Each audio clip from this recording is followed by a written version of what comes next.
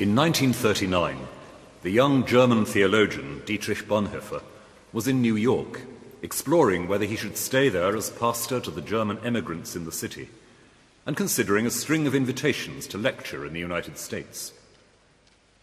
He'd made himself deeply unpopular with the German regime, making broadcasts critical of Hitler, and running a secret training institution for pastors in Germany who couldn't accept the way that the Nazi state was trying to control the church.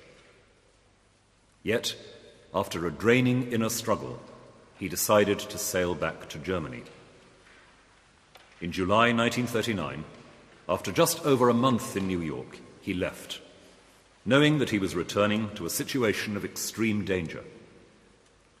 6 years later, he was dead, executed for treason in a concentration camp, and leaving behind him one of the greatest treasures of modern Christianity in the shape of the letters he wrote to family and close friends from prison.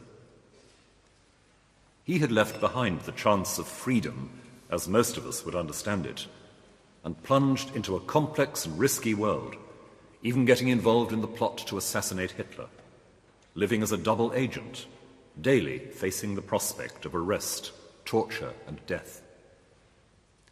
But freedom was one of the things he most often wrote about. In a famous poem he wrote in July 1944, he sketched out what he thought was involved in real freedom: discipline, action, suffering, and death. Not quite what we associate with the word. But with these reflections, he takes us into the heart of what it is for someone to be lastingly free. The freedom he is interested in is the freedom to do what you know you have to do. The society you live in will give you all sorts of messages about what you should be doing, and far more difficult, your own longings and preferences will push you in various directions. You have to watch your own passions and feelings and test them carefully. And then you have to have the courage to act. When you act, you take risks. You seemingly become less free.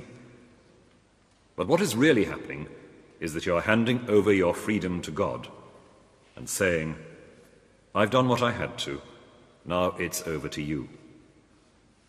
Freedom, says Bonhoeffer, is perfected in glory when it's handed over to God. And this finds its climax in the moment of death, when we step forward to discover what has been hidden all along, the eternal freedom of God underlying everything we have thought and done. It's a tough and uncompromising picture, but at the end of Bonhoeffer's journey, as he sketches it in this poem, is a vision of the joy that can only come when you discover that at last you are in tune with reality, God's reality. Everything else, the stories you tell yourself, the pictures of yourself that you enjoy thinking about, the efforts to make yourself acceptable, all this falls short of reality. The truth will make you free, says Jesus. And that is what sustains Bonhoeffer in his prison. It's really very like what Jesus says in the Beatitudes. Blessed are the poor, those who are hungry for justice, those who make peace. These are the people who have got in touch with what eternally matters, with God's reality. These are the free people, because they have been liberated from all the fictions, great and small, that keep us locked into our anxieties and ambitions. These are people who are not afraid to die, because they have discovered what supremely matters and are willing to hand over everything to God. There's no forcing of others to accept that vision. It's simply about being detached enough from what makes you comfortable to be able to live out what it takes to show the kind of God that God is, to live in tune with God's freedom, which is always a freedom that makes other people free and gives them joy in the reality, the truth that is God's life. It takes time. Bonhoeffer wrote a little guide for students when he ran his college for pastors, in which he explains why they need to give time each day to silent meditation on the Bible. God claims our time for this service, he wrote. God needed time before he came to us in Christ. He needs time to come into my heart for my salvation. Each day we try to open ourselves up to being transformed by this meditation. We want to rise from meditation different from what we were when we sat down to it.